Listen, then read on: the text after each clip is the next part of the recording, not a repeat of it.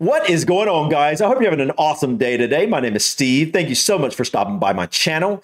If you're new here on this channel, I react to anything and everything about the UK and Ireland. And today I'm going to be learning about something that I have absolutely no experience with, and that is British cars. I literally know nothing at all about British cars, guys. I can't even think of any British car brand names off the top of my head. Now, that's not to say that I don't know of any British car brand names.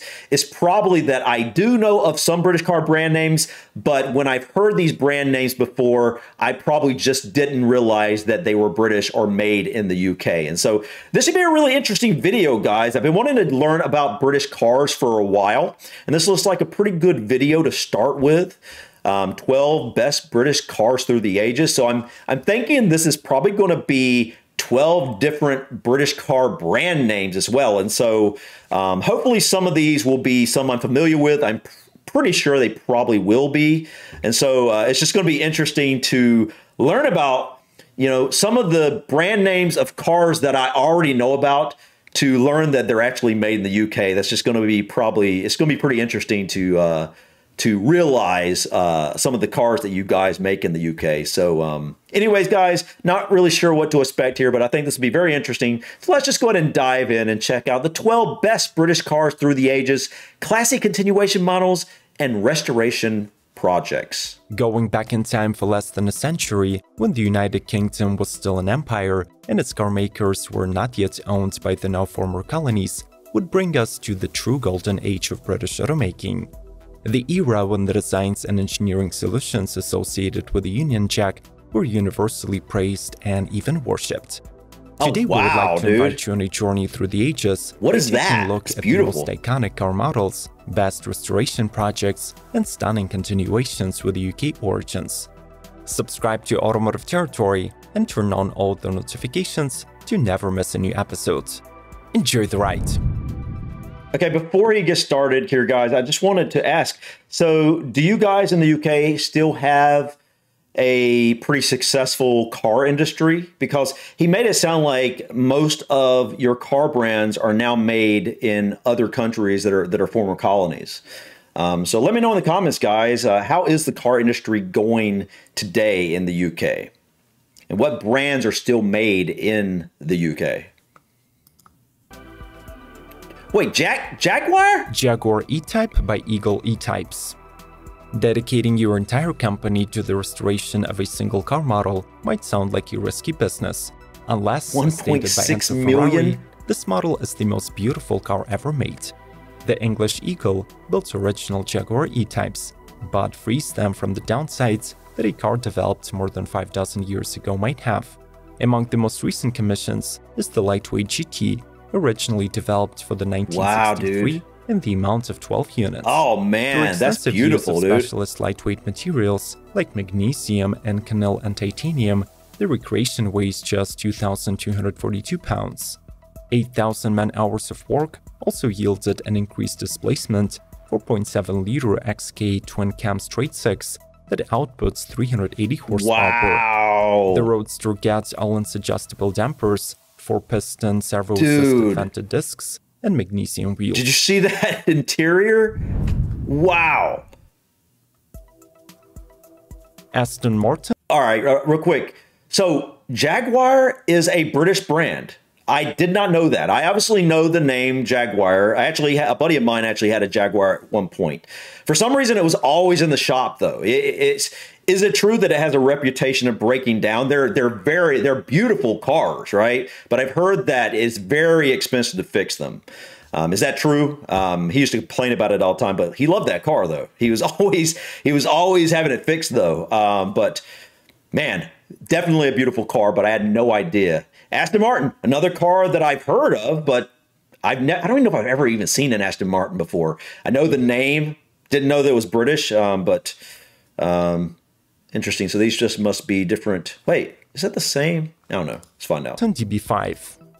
A Google search for the world's most famous car will definitely lead you to the 1964 model, driven by none other than the original James Bond himself. That's what it is! Oh, that's why I know the name of that car, probably. 55 years after the release of this iconic movie, the elegant GT Coupe is making a comeback as a 25 units continuation series. That's a nice looking car, Aston man. Martin DB5 Goldfinger appeals to the nostalgia of grown-up and beyond wall of fence by featuring spy-inspired exterior and interior gadgets, what was which that? were developed in cooperation with the original Agent 007 filmmaker Ian Productions.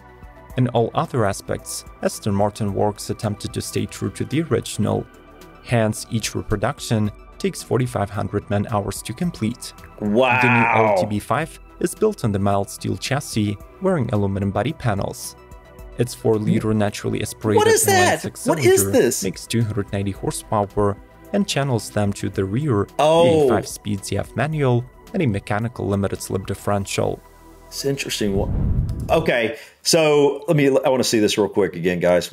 Okay, so it's interesting. Why is the sunroof only on one half of the car? It's interesting. But at first I was like, what is all this stuff? Then I realized, I don't know, are all Aston Martin vehicles made to have these interesting, like some fluid coming out of the tail light? And I realized when I saw the lights coming up here, I was like, what is that? But it's probably like a replica James Bond type car. Okay, I get that. But is that just this particular like car, or do they do that with all Aston Martins? So that's just kind of weird. But now I understand why the price is so expensive. He said like 4,500 man hours. That's a lot of time on this one build. Wow. Okay, let's continue. It's a pretty car. I think I actually like the look of the Jaguar a little bit better, though, to be honest. So far, I think between the two, Jaguar would definitely be my favorite. Lip differential.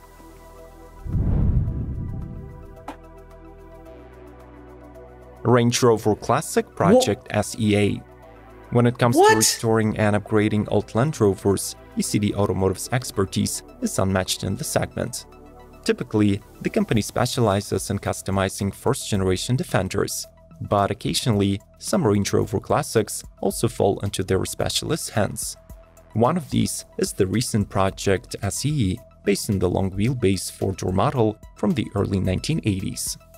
Fitted with a modern 6.2-liter V8 engine and a 6-speed automatic gearbox, it exemplifies the ECD approach, where contemporary performance is matched with the retro styling that almost looks factory authentic. The SUV is painted in Epsom green, has an all-black grille, and rides on 18-inch wheels wrapped in all-terrain tires. Additionally, it gets enhanced by LED DRLs, performance braking system, and reupholstered cabin with a digital infotainment and RRC decoded digital gauges. Okay, I had no idea. There's another one I've heard of, Range Rover. Yeah, that's actually, they're fairly popular in the US. Not as popular as, like, I don't know, a Ford or something like that. But you see enough of these on the road. But I'm shocked. I had no idea. Are they still made in the UK, or are these made elsewhere now? But another thing that I find interesting here is, a lot of people in the comments have talked about how, the cars in the UK and England specifically, I'm sure Scotland and Wales as well, and Northern Ireland, they're all, all small, because you have small roads. But sitting here, a Range Rover isn't that small. And even the other cars are decent size for cars. But the Range Rover is definitely it's a decent size SUV type, or I don't know, this kind of reminds me of like a Jeep or something in a way. But so maybe in the UK, you guys have gone away from larger cars. Maybe you used to have, fairly large cars, and they've gotten smaller over time, I'm guessing, because this isn't a small car, by any stretch of the imagination.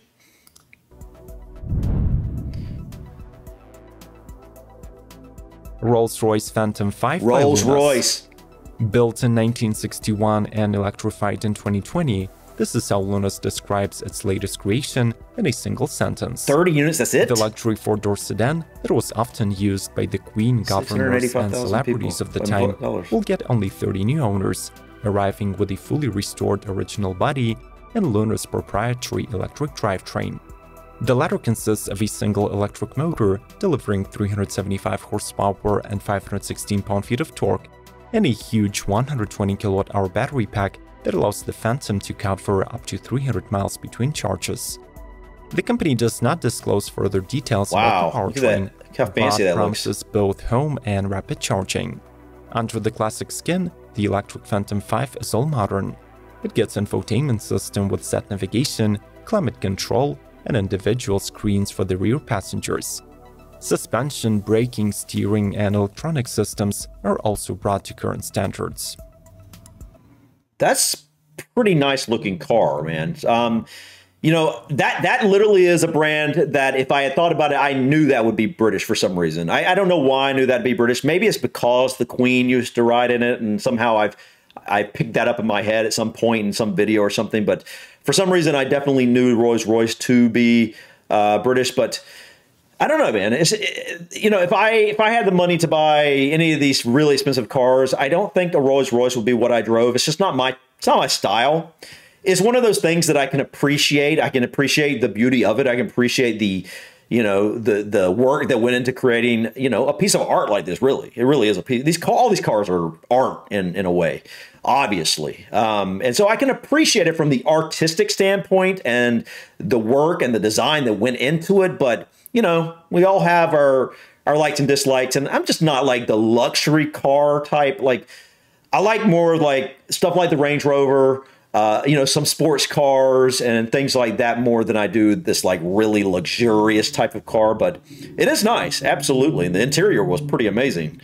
Let's continue. If you like what we're doing, make sure to smash the like button. Your feedback inspires us to produce even more informative content. Let's proceed.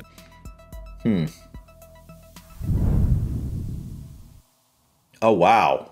What is that? Écurie Écosse LMC. Oh, Jaguar. The original Jaguar XK120C, which stands for competition, became an immediate racing success when it came out in 1951 and won the Le Mans at the first try. Its fluid aerodynamic forms were a result of the unheard of the time wind tunnel testing. Plus, it became the first racing model to get revolutionary Dunlop disc brakes. Since 2021 marks the 70th anniversary of the model, there was an option of acquiring a continuation C-Type directly from Jaguar. But if you're willing to pay half the asking price, consider looking into a replica by Écurie Écosse. The Scottish national racing team associates its early victories with the C-Type, so they're releasing 7 timeless LMCs. In the case of the newcomer, the original straight-six XK engine gets larger 4.2-liter displacement, a new 5-speed manual transmission, and upgraded brake suspension setup to handle the newly found 300 horsepower. That's beautiful, man. That's beautiful, man. Wow. I never heard Écurie Écosse before. Let me. What is that, guys? I'm confused at what he's saying here. Écurie Écosse and Jaguar C-Type. So are we talking about 2 different cars here? Or are we talking about the same car? I don't know. Let me know in the comment section, guys. What is Écurie Écosse? I mean, is that the brand of car we're looking at? But I don't understand what he means by Jaguar. I'll probably pick it up if I go back and listen to this again. You know, I always do that. I miss stuff on the first time around listening to a vehicle. I mean, watching a video. But I always catch a bunch of things on the second or even third time. So, but hopefully you guys in the comments can help me out with understanding exactly what Écurie Écosse is. But beautiful car, man. That's nice. Mini Remastered. That's a Mini. Based on the design and dimensions of the original Mini, produced between 1959 and 2000, the city car is fully reimagined using modern engineering approaches and technology. As a result, it offers improved soundproofing, bright LED headlights, and rich cabin equipment. The vehicle was originally revealed in 2017, but currently it offers 2 special edition versions. Limited to 25 units each, the models differ in styling and powertrains. The Cafe Racer, inspired by the 1950s. I like it, man. I mean, I don't know if it's exactly, it's not really my type of car exactly, but it's something about it I do like. It's really interesting. It's a little small, but I mean, mini. I mean, obviously, but yeah, it's kind of cool. I like it. I like the look of it. I think my wife would. I think my wife would really like this thing. I could be wrong, but I think she would. Motorbike culture uses a standard 1,225cc 4-cylinder that delivers 30% more power than the original unit. A racing helmet? The rally-styled Monte Carlo is painted red and white and is powered by a larger 1,330cc mill with 83 Would people HP. really race this car? Inside I don't think so. Premium leather upholstery, air conditioning, and advanced infotainment with a 7-inch touchscreen, Bluetooth, and smartphone compatibility.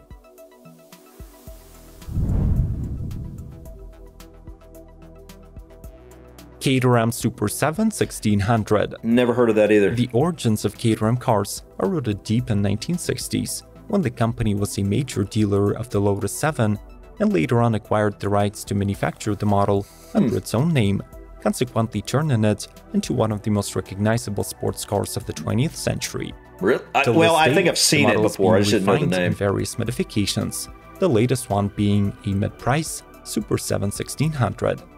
Among the exterior peculiarities of the newcomer are flare fenders that run from underneath the windshield. What am I missing? 14-inch mini-light style wheels available in aluminum gold or body color finish. There are 7 vintage-inspired color schemes and available. It's not a really high top speed, but extra cargo room. It looks faster than it is. Powered by a 1.6-liter Ford Sigma with 135 horses on tap. It will get you to 60 in 5 seconds flat and tops off at 122 miles per hour. The interior is decorated with wood-rimmed steering wheel, leather upholstery, and classic gauges. Land Rover Series 1. In 2016, Land Rover launched the all-new Reborn project dedicated to Oh, it's nice, dude. I like Jeep-looking vehicles. I like Jeeps, you know. I did not know Land Rover was originally a British brand. Is it still made in the UK? Storing early years Land Rovers and allowing new customers experience the brand's most iconic models in real life. The first unit to undergo a full rebuilding at the historic Solihull location. I like it, but wouldn't it be an everyday driver for me for sure? Model with an extremely short 80-inch wheelbase. Be nice for, you know, off-road. Most of its life Look at that. as a farmer's machine, so it had to be dismantled, restored panel by panel, and fitted with a new fabric roof. The workshop approved 5 original period colors, but decided to paint this particular model in bronze green. It's a good color, actually. The interior of the car had to be repointed and the drivetrain rebuilt.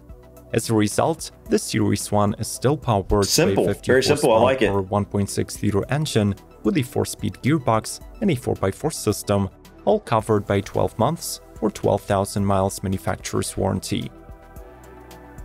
Nah, man, those things will last forever. They're like Hondas in that way. You know, Hondas is a vehicle known to last forever. Land Rovers will literally last forever. I had no idea that was originally a British vehicle. Again, like so many of these, like I've heard a number of these and I just had no clue somehow. I don't know why. Maybe it's because you guys don't make as many of these brands anymore. Maybe they're made in other countries and that's why I don't know them to originally be British brands. That's wild, man.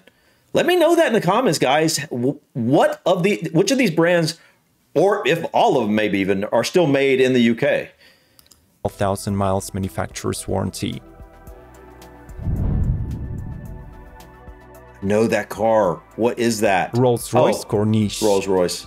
This 2-door luxury car was in production from 1971 to 1995. Not my thing. And initially, it was offered in 2 body styles, coupe and convertible.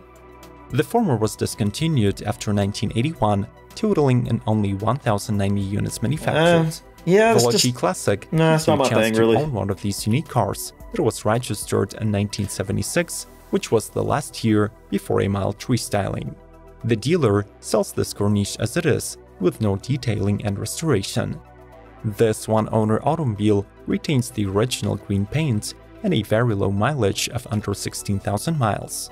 Besides, the interior with all leather upholstery, wood panels, and dashboard come in almost no-wear condition. What was up with that? Back in the day, it was always these wood panels on so many different car interiors. I never liked that. I guess it was just one of those styles going on back, you know, a number of decades ago, but I never liked that style. Granted, I wasn't probably around when this style was most popular, but I've just seen it on a number of cars from back then. But I just don't understand why. I just don't particularly like that look.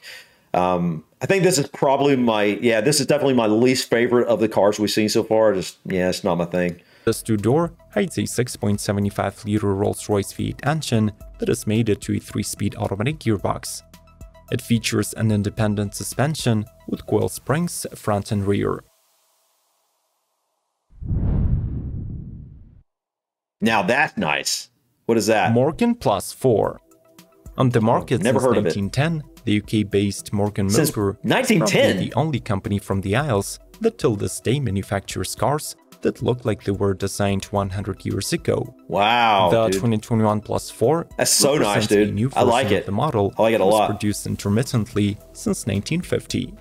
The newcomer sits on CX generation bonded aluminum architecture that still uses wood elements for framing the body shell.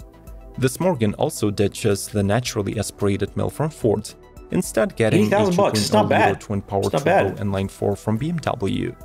When paired with an 8-speed automatic gearbox, it peaks at 258 horses and 295 pound-feet. But when a 6-speed manual is used, the torque is detuned to 258. The cabin of the Plus 4 is hand-trimmed with leathers and wood veneers. But the occupants can also enjoy optional heated seats with lumbar adjustment and discrete in-car audio system with Bluetooth.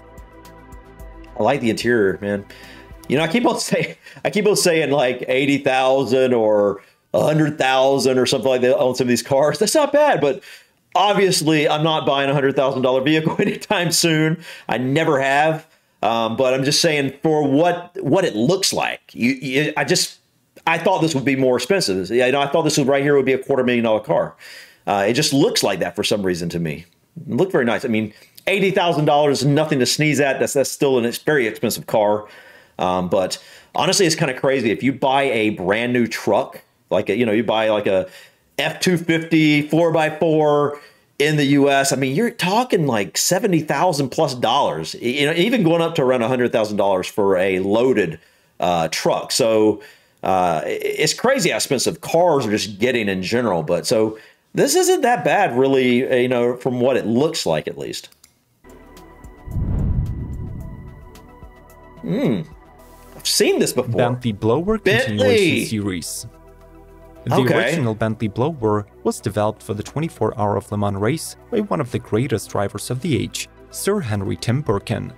This year, the brand is attempting an ambitious continuation project that will see 12 exact replicas of the model.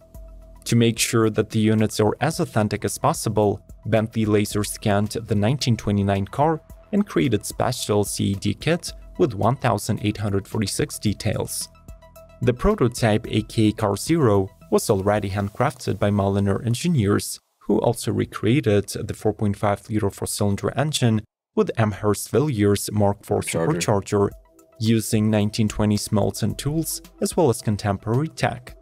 According to the company, the entire process for the prototype required 40,000 man-hours. But knowing Bentley, we can expect the same level of precision and craftsmanship. That's wild. That's a lot of time, man. Models.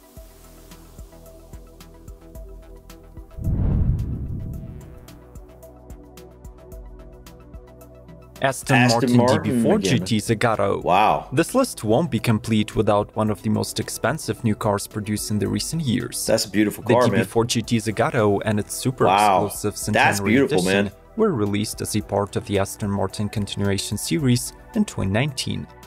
4,500 man-hours of meticulous work resulted in a 100% authentic hand-shaped aluminum body, a beef-top 4.7-liter straight six with 400 horsepower, that's FIA-approved insanely beautiful, guys. That's a beautiful car. From carbon fiber. Wow.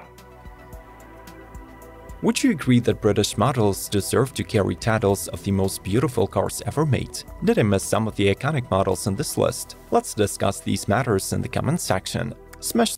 Yeah, guys. Looking at some of these, I think some of these definitely could be called some of the most beautiful cars ever made. Like this is a beautiful car, and a number of these were really nice, man.